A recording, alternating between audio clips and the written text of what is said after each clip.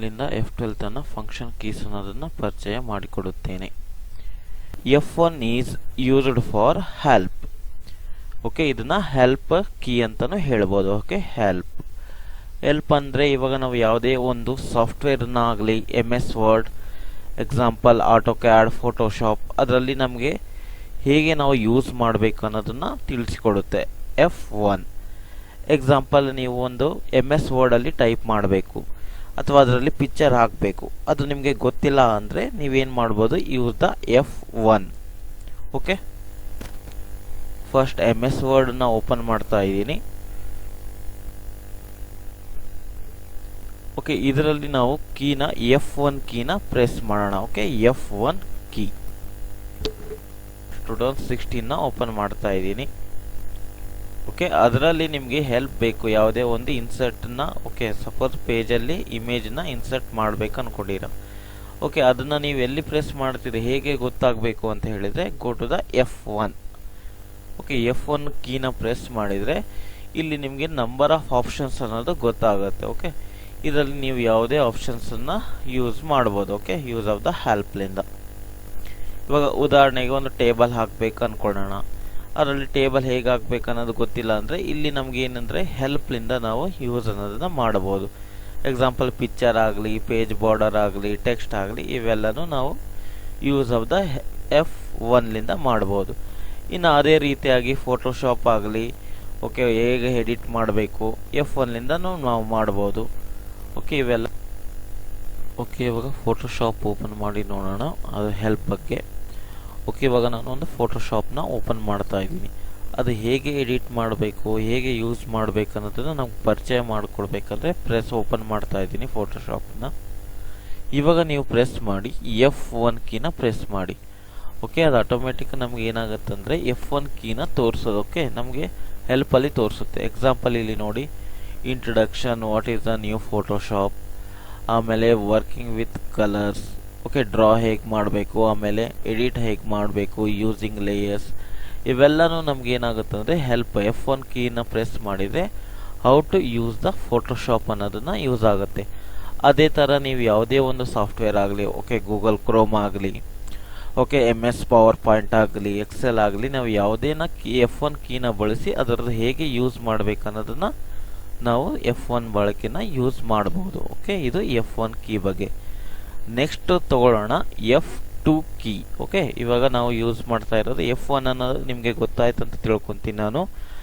F1 ಅನ್ನೋದು key ನಮಗೆ ಯಾವುದೇ ಒಂದು ಸಾಫ್ಟ್ವೇರನ್ನು ಹೇಗೆ ಯೂಸ್ ಮಾಡಬೇಕು, ಹೇಗೆ ಬಳಸಬೇಕು ಅನ್ನೋದನ್ನು ನಮಗೆ ತಿಳಿಸ್ಕೊಡುತ್ತೆ. ಓಕೆ, ನಾನು ಉದಾಹರಣೆಗೆ ಹೇಳಿದ್ದೀನಿ, MS ವರ್ಡ್ ಆಗಲಿ, ಫೋಟೋಶಾಪ್ ಆಗಲಿ, MS ಪೇಂಟ್ ಆಗಲಿ, ಅವನ್ನ ಹೇಗೆ ಯೂಸ್ ಮಾಡಬೇಕು, ಹಾಗೆ ಗೂಗಲ್ ಕ್ರೋಮ್ ಆಗಲಿ, ಅವೆಲ್ಲನೂ ನಾವು F1 ಅನ್ನು ಪ್ರೆಸ್ ಮಾಡಿದರೆ ಅದ್ರ ಬಗ್ಗೆ ಹೇಗೆ ಯೂಸ್ ಮಾಡಬೇಕು ಅನ್ನೋದನ್ನು ನಮಗೆ ತಿಳಿಸ್ಕೊಡುತ್ತೆ. ಓಕೆ, ಇವಾಗ ನಿಮಗೆ ಅರ್ಥ ಆಗಿದೆ ಅಂತ ಅನ್ಕೊತೀನಿ. ನೆಕ್ಸ್ಟ್ ಒನ್ F2 ಕೀ ಅನ್ನೋದು ಇದೆ, ಅದನ್ನು ಹೇಗೆ ಯೂಸ್ ಮಾಡಬೇಕು ಅನ್ನೋದು ಹೇಳ್ತೀನಿ. Okay, F2 means function keys 2. Okay, ಇವಾಗ F2 ಕೀ ಎದಕ್ಕೆ ಯೂಸ್ ಆಗುತ್ತಂದರೆ, ಒಂದು ಫೋಲ್ಡರ್ ಇದೆ ಅನ್ಕೊಳ್ಳೋಣ. ಇವಾಗ ಎಕ್ಸಾಂಪಲ್, ಈ ಫೋಲ್ಡರ್ ಇದೆ, ಈ ಫೋಲ್ಡರ್ಗೆ ರೀನೇಮ್ ಅನ್ನೋದನ್ನ ಮಾಡಬೇಕು. ಓಕೆ, ರೀನೇಮ್ ಹೇಗೆ ಮಾಡ್ತೀರಿ, ಮೌಸ್ಲಿಂದ right click. Okay, right click ಮಾಡಿ ಅದ್ರ ಮೇಲೆ ನೀವೇನಂತ ಪ್ರೆಸ್ ಮಾಡ್ತೀರಿ, ರೀನೇಮ್. ಓಕೆ, ಬಟ್ ನಾನೇನು ಮಾಡಬೇಕಂದ್ರೆ use the function keys.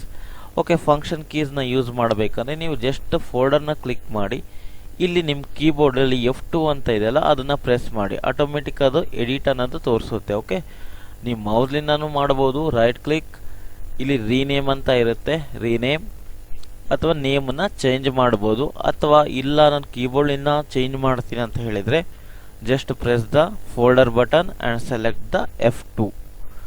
Okay, F2 ಅನ್ನೋದು ಇಲ್ಲಿ ಹೈಲೈಟ್ ಆಗಿದೆ, ನೀವು ನೇಮನ್ನು ಬೇರೆ ನೇಮನ್ನ ಆ್ಯಡ್ ಮಾಡಿ ಎಂಟರ್ ಮಾಡ್ಬೋದು. ಎಕ್ಸಾಂಪಲ್, ಇವಾಗ ಅರ್ಜುನ್ ಅಂತ ಇದೆ, ನಾನು F2 ಪ್ರೆಸ್ ಮಾಡಿದ್ದೀನಿ, ಬೇರೆ ಹೆಸರು ಅನ್ನೋದನ್ನು ಇಡಬಹುದು. ಓಕೆ, ಇವಾಗ ನಾನು ಇದನ್ನು ಫೋಲ್ಡರ್ ಅಂತಲೇ ಇಡೋಣ ಅಥವಾ ನಂಬರ್ ಇಡೋಣ. Okay, 1 2 3 enter.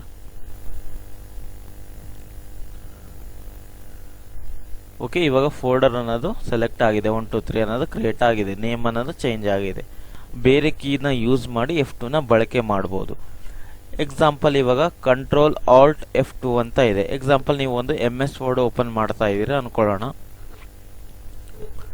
ಓಕೆ, ಇದರಲ್ಲಿ ನೀವು ಯಾವುದೇ ಒಂದು ಫೋಲ್ಡರ್ನ ಫೈಲನ್ನು ಓಪನ್ ಮಾಡಬೇಕು.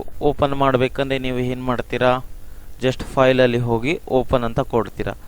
ಅಥವಾ ಆ ಥರ ಇಲ್ಲ, ನಾವು ಏನು ಮಾಡ್ಬೋದು ಅಂದರೆ ಯೂಸ್ ಆಫ್ ದ ಕೀಬೋರ್ಡಲ್ಲಿ. Okay, example control alt F2 press ಮಾಡಿ, ಆಟೋಮೆಟಿಕ್ ನಿಮ್ಗೆ ಏನಾಗುತ್ತೆ ಅಂದರೆ ಓಪನ್ ಅನ್ನೋದು ಆಪ್ಷನ್ ಬರುತ್ತೆ. Okay, file open, control alt F2. Okay, ಇಲ್ಲಿ ಬಂದಿದೆ ನೋಡಿ ನಮ್ಮ ಡಾಕ್ಯುಮೆಂಟ್. ನಾವು ಯಾವುದೇ ಡಾಕ್ಯುಮೆಂಟನ್ನು ಓಪನ್ ಮಾಡ್ಬೋದು. ನೀವು ಓಪನ್ ಮಾಡಬೇಕಂದ್ರೆ MS ಆಫೀಸಲ್ಲಿ ಹೇಗೆ ಹೋಗ್ತೀರಿ, ಫೈಲಲ್ಲಿ ಹೋಗಿ ಓಪನ್ ಅಂತ ಕೊಡ್ತೀರಿ. ಬಟ್ ನಾವು ಶಾರ್ಟ್ಕಟ್ ಕೀನ ಯೂಸ್ ಮಾಡ್ಬೋದು. ಯಾವುದು ಶಾರ್ಟ್ಕಟ್ ಕೀ ಅಂತ ಹೇಳಿದ್ದೀನಿ ನಾನು, ಕಂಟ್ರೋಲ್, ಇಲ್ಲಿ ನಾವು ಏನು ಮಾಡ್ಬೋದು, ಓಪನ್ ಅಂತ ಕ್ಲಿಕ್ ಮಾಡ್ಬೋದು ಮೌಸ್ಲಿಂದ. ಬಟ್ ಶಾರ್ಟ್ಕಟ್ ಕೀನ ಯೂಸ್ ಮಾಡಬೇಕಂದ್ರೆ just select control alt F2. Control alt F2 ನ ಪ್ರೆಸ್ ಮಾಡ್ತಾ ಇದ್ದೀನಿ. ಶಾರ್ಟ್ಕಟ್ ಕೀ ಅನ್ನೋದು ಓಪನ್ ಆಗಿದೆ. ಓಕೆ, ನೀವು ಯಾವುದೇ ಒಂದು ಡಾಕ್ಯುಮೆಂಟ್ ಪ್ರೀವಿಯಸ್ ಅದನ್ನು ಓಪನ್ ಮಾಡಬಹುದು. ಓಕೆ, ಇದು ಅರ್ಥ ಆಯ್ತು ಅನ್ಕೊಂತೀನಿ.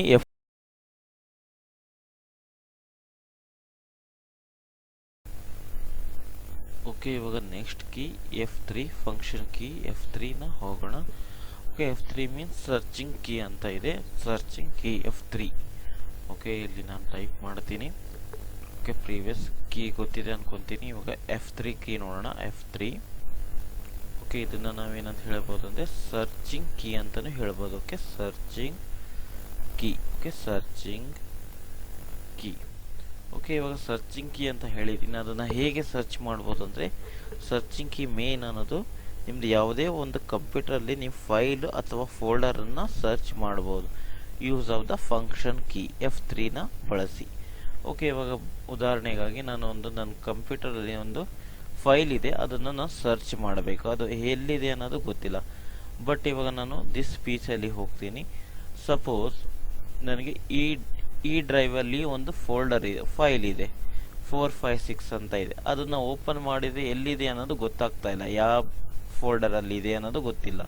ಬಟ್ ನಾನು ಏನು ಮಾಡ್ತೀನಿ ಅಂದರೆ ಇದನ್ನು ಸೆಲೆಕ್ಟ್ ಮಾಡೋಣ, ಜಸ್ಟ್ F3 ಪ್ರೆಸ್ ಮಾಡಿ. ಓಕೆ, ಇಲ್ಲಿ ಸರ್ಚ್ ಬಾರಲ್ಲಿ ಬರುತ್ತೆ. ಓಕೆ, ನಾನು ಯಾವ ಫೈಲನ್ನು ಬೇಕಂದ್ಕೊಂಡಿದ್ದೀನಿ, 456. ಓಕೆ, ಇವಾಗ 456 ಆಗೋಣ. ಇಲ್ಲಿ ನೋಡಿ ಆಟೋಮೆಟಿಕ್ ನಮಗೆ ಇಷ್ಟು ಫೋಲ್ಡರ್ಸ್ ಇದೆ. ಓಕೆ, 456 ಅಲ್ಲಿ ಆಟೋಮೆಟಿಕ್ ಸರ್ಚ್ ಅನ್ನೋದು ಆಗ್ತಾ ಇದೆ. ಓಕೆ, ಅಲ್ಲಿ ಉದಾಹರಣೆಗಾಗಿ ಇನ್ನು ನೀವು ಕ್ರೋಮಲ್ಲಿ ನೋಡೋಣ ಅದು F3 ಕೀ ಹೇಗೆ ಯೂಸ್ ಆಗುತ್ತೆ. ಓಕೆ, ಸಪೋಸ್ ಇವಾಗ ಗೂಗಲ್ ಕ್ರೋಮಲ್ಲಿ ನಾನು ಒಂದು ವೆಬ್ಸೈಟ್ ಅಥವಾ ಒಂದು ನೋಟ್ಸನ್ನು ಸರ್ಚ್ ಮಾಡ್ತಾ ಇದ್ದೀನಿ ಅನ್ಕೊಳ್ಳೋಣ.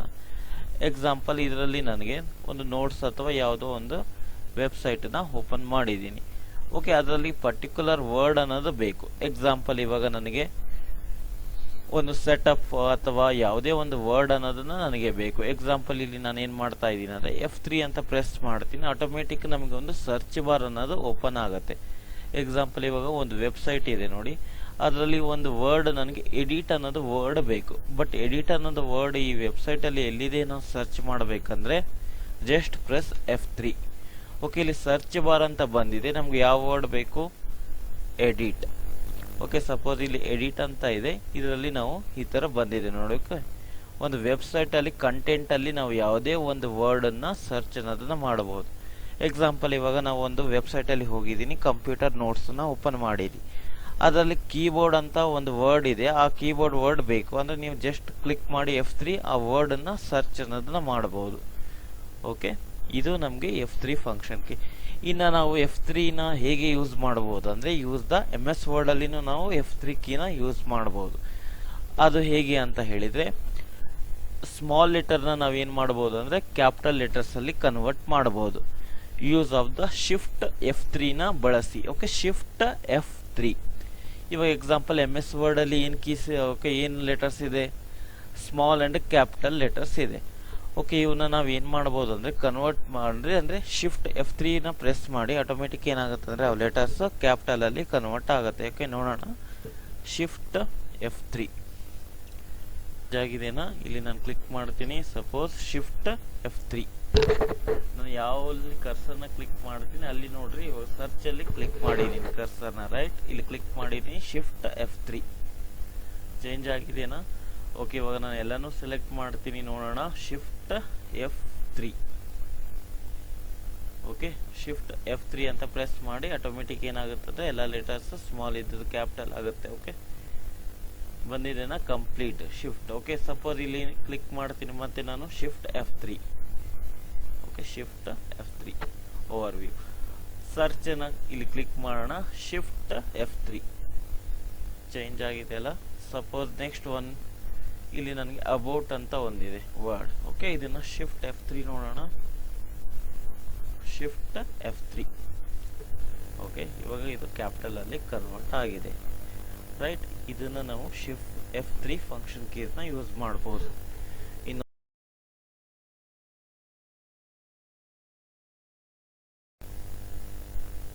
ಓಕೆ, ನೆಕ್ಸ್ಟ್ ಕೀ ನೋಡೋಣ, F4. Okay, F4 function key. Okay, ಇದು ಫಂಕ್ಷನ್ ಕೀ ಹೇಗೆ ಯೂಸ್ ಆಗುತ್ತೆ ಅನ್ನೋದು ನಾನು ಇವಾಗ ಹೇಳ್ತೀನಿ. ಓಕೆ, ಆಲ್ಮೋಸ್ಟ್ ಇದು ಇವಾಗ ಕ್ಲೋಸ್ ದ ವಿಂಡೋ. ಓಕೆ, ಆ ಥರ ಯೂಸ್ ಆಗುತ್ತೆ. ಎಕ್ಸಾಂಪಲ್, ನಾನು ಇವಾಗ ಒಂದು ಫೋಲ್ಡರ್ ಅಥವಾ ವಿಂಡೋನ ಓಪನ್ ಮಾಡಿದ್ದೀನಿ. ಇದನ್ನ ಕ್ಲೋಸ್ ಮಾಡಬೇಕಂದ್ರೆ ನೀವು ಮೌಸ್ಲಿಂದ ಕ್ರಾಸ್ ಬಟನ್ನ ಕ್ಲಿಕ್ ಮಾಡಿದರೆ ಕ್ಲೋಸ್ ಆಗುತ್ತೆ. ಅಥವಾ ನೀವೇನು ಮಾಡ್ಬೋದು ಅಂದರೆ ಆಲ್ಟ್ F4 ಅಂತ ಪ್ರೆಸ್ ಮಾಡಿ. ಓಕೆ, ಆಲ್ಟ್ F4 ಆಟೋಮೆಟಿಕ್ ಏನಾಗುತ್ತೆ ಅಂದರೆ ವಿಂಡೋ ಅನ್ನೋದನ್ನ ಕ್ಲೋಸ್ ಆಗುತ್ತೆ. ಓಕೆ, ನೀವು ಡೈರೆಕ್ಟ್ ಆಗಿ ಶಟ್ ಡೌನ್ ಮಾಡಬೇಕು ಅಂದರೆ ಯಾವುದೇ ಒಂದು ವಿಂಡೋನ ಕ್ಲೋಸ್ ಮಾಡಬೇಕು. ಓಕೆ, ವಿಂಡೋನ ಕ್ಲೋಸ್ ಮಾಡಬೇಕಂದ್ರೆ ನೀವು ಪ್ರೆಸ್ ಆಲ್ಟ್ F4. ಓಕೆ, ಅಥವಾ ಶಟ್ ಡೌನ್ ಮಾಡಬೇಕಂದ್ರೆ ನೀವು ಏನು ಮಾಡ್ಬೋದು, ಆಲ್ಟ್ F4 ಅಂತ ಪ್ರೆಸ್ ಮಾಡಿ ಆಟೋಮೆಟಿಕ್ ನಿಮಗೆ ಕೇಳುತ್ತೆ. Okay, shut down. ಓಕೆ ಅಂತ ಕೊಟ್ಟರೆ ಶಟ್ ಡೌನ್ ಆಗುತ್ತೆ. ಓಕೆ, ಆಲ್ಟ್ F4 ವಿಂಡೋನ ಕ್ಲೋಸ್ ಮಾಡುತ್ತೆ. Okay, alt F4. ನೆಕ್ಸ್ಟ್ ಇನ್ನೊಂದನ್ನ ಯೂಸ್ ಮಾಡ್ಬೋದು. ದಿಸ್ PC ಹೋಗಿ ಇಲ್ಲಿ ನೀವು F4ನ ಪ್ರೆಸ್ ಮಾಡಿ. ಓಕೆ, ನಿಮ್ಗೆ ಇದರಲ್ಲಿ ಸರ್ಚ್ ಅಲ್ಲಿ ಬರುತ್ತೆ. ಓಕೆ, ಯಾವ ಡ್ರೈವ್ ಬೇಕು, ಓಕೆ, ಅಡ್ರೆಸ್ ಬಾರ್ ಅನ್ನೋದು ಬರುತ್ತೆ. ಅಲ್ಲಿನೂ ನೀವು ಫೋಲ್ಡರ್ಸ್ ಅನ್ನೋದು ಸರ್ಚ್ ಮಾಡ್ಬೋದು F4. ಅಥವಾ ನೀವು ವಿಂಡೋನ ಕ್ಲೋಸ್ ಮಾಡಬೇಕಂದ್ರೆ ಆಲ್ಟ್ F4 ಪ್ರೆಸ್ ಮಾಡಿ ವಿಂಡೋ ಅನ್ನೋದನ್ನ ಕ್ಲೋಸ್ ಆಗುತ್ತೆ. Okay, alt F4. ರೈಟ್, ಇದು alt F4 close the window.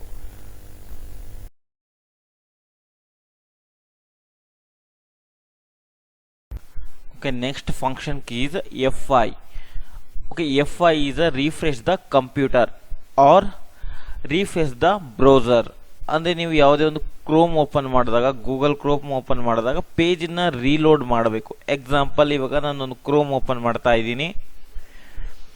Okay, ಅದು ಪೇಜನ್ನು ರೀಲೋಡ್ ಮಾಡಬೇಕು ಮತ್ತು ರಿಫ್ರೆಶ್ ಮಾಡಬೇಕು ಅಂದರೆ just press the F5 button or you select reload option. Okay, reload ಅಂತಲೂ ಮಾಡ್ಬೋದು, ಇಲ್ಲಾಂದರೆ ಕೀಬೋರ್ಡಲ್ಲಿ F5 ಅಂತ ಇರುತ್ತೆ. Okay, refresh the page, web page. Okay, ಇದು F5 ಅನ್ನೋದನ್ನ ಯೂಸ್ ಆಗುತ್ತೆ.